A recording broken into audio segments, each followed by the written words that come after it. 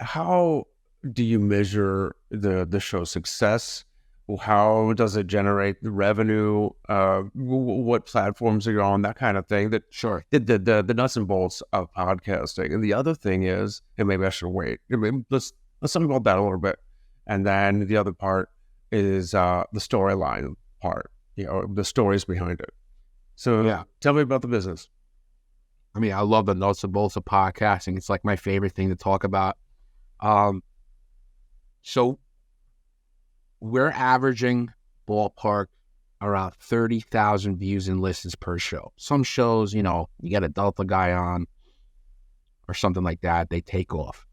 But the way I sell them to advertise it, the way I sell the show to sponsors is 30,000 views and listens per show on average. Our revenue comes from YouTube, our audio platforms, programmatic ads. So like, how YouTube runs ads throughout a video?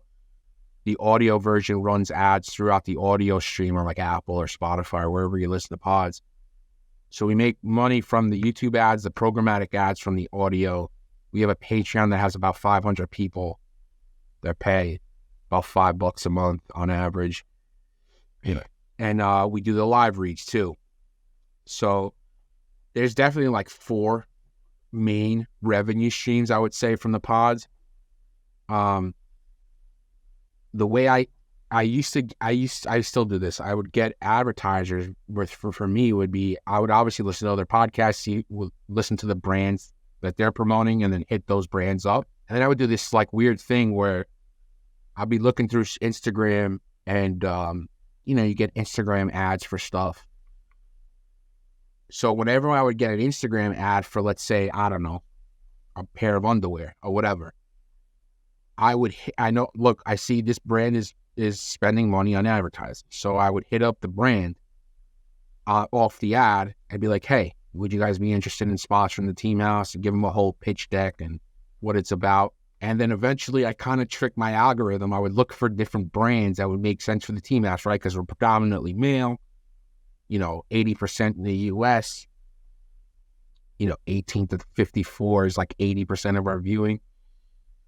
So I would trick my algorithm into showing me advertisers, and I would hit those advertisers up like incessantly, like not single ones, but like I would shoot out like 30 emails a day to different brands about sponsoring the podcast. And yeah, you're striking out a lot, but if you have a 5% hit rate, you could do pretty well.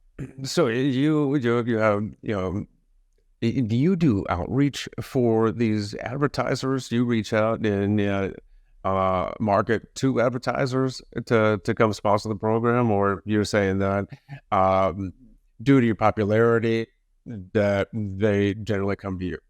So we're not to that level yet. We have a handful of sponsors that have hit us up because we're like an established show. But I would say like 95% is me soliciting from them. Mm-hmm. Yeah, it's me. Like I'm sitting down at night and I get it to like a mode where I'm shooting off like 40 emails to 40 different brands over a course of an hour about potentially sponsoring the show. We've also gotten lucky too with some of our guests. Some of our guests have products and companies, and they've sponsored our show, which is really cool. But I would say 90% is me going after them. We did have a podcast network that was supposedly representing us to get us sponsors. Yeah. And I would tell anybody who has a podcast that's really doing well and like at the point where they can get monetized to really tread lightly, because they did not produce for us, and we just ended our relationship with them recently. Because in the world of business, I guess there's a lot of like middlemen who really don't do much and expect more. Like I remember I telling them when we made the deal, I'm like, I want you to, what's the saying? Over deliver, but like undersell, over deliver, like that saying. Like, this is what I want from you. I made it plain as day, and they didn't really have it. And the way they were doing it was they were piggybacking off another marketplace that sells ads for advertisers. So they really weren't doing anything. They had no sales team. They really weren't like hitting the grindstone. And I calculated this. the amount of ads and sponsors that they brought us compared to what I was doing by myself, one guy, no sales team, I was outpacing them like 4-1 in sales. So I thought to myself, like, what do we even need these guys for? They're not doing anything. They're not bringing really any value here. We're giving them a big cut, and it just didn't make sense. So like, we're finally free of that, thankfully.